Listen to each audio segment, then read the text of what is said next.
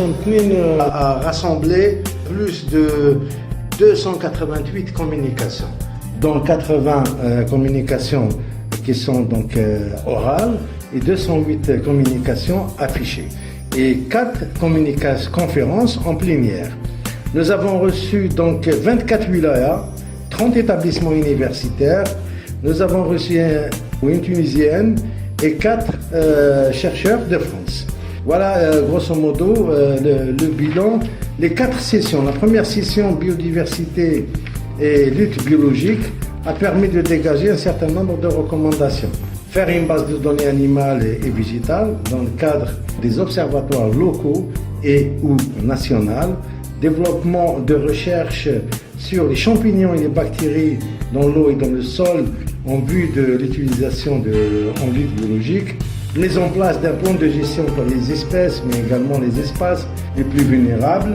La lutte alternative à la lutte chimique doit être privilégiée par le biais de biopesticides et auxiliaires. Faire un état des lieux sur les extraits de plantes en vue de dégager des plantes à activité potentielle. Faire des élevages de masse de parasitoïdes en vue de lâcher, basés sur les caractéristiques bioécologiques des espèces cibles.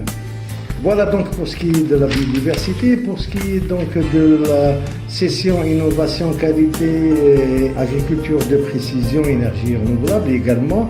Donc les recommandations sont comme la nécessité d'introduire dans les programmes en initial et en professionnel pour les ingénieurs et les masters des modules de traite de la métrologie ou la démarche qualité. On recherche aussi la démarche qualité doit progressivement intégrer donc, les laboratoires afin de fiabiliser les résultats. La nécessité également de mettre en place un organisme accrédité qui est chargé de l'accompagnement et la labellisation des produits agricoles. Nécessité de mettre en place un laboratoire ou organe national d'accréditation pour le contrôle, la certification de certaines exploitations agricoles et des produits agricoles. Transition énergétique également doit reposer sur la diversification de l'utilisation des énergies renouvelables.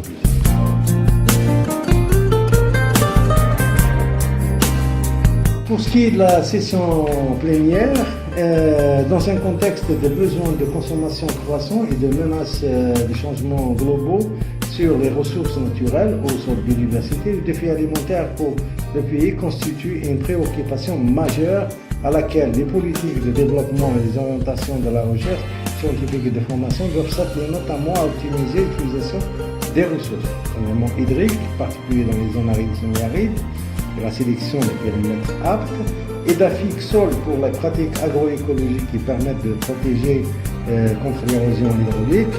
Pour pérenniser la dynamique enclenchée, il convient de rendre plus efficient l'encadrement technique d'agriculture, favoriser l'installation de génocides de structures de formation agro, rendre effectif le transfert et l'exploitation des acquis de la recherche susceptibles de constituer des références techno-économiques pour le développement agricole. Face aux besoins croissants de la société dans le domaine de l'agriculture, de la santé, de l'environnement, de l'industrie, d'une part, et les risques potentiels, risques climatiques, bioclimatiques, d'autre part, il y a un besoin urgent de renforcer les efforts pour la préservation et la valorisation des bioressources. Dans ce cadre, inventaire de ressources biologiques, terrestres, aquatiques doivent indispensablement répondre aux besoins de la société, en particulier en intégrant plus particulièrement les nouvelles technologies pour la constitution de banques de gènes, banques de semences, barcoding ADN de la diversité. Et voilà, merci.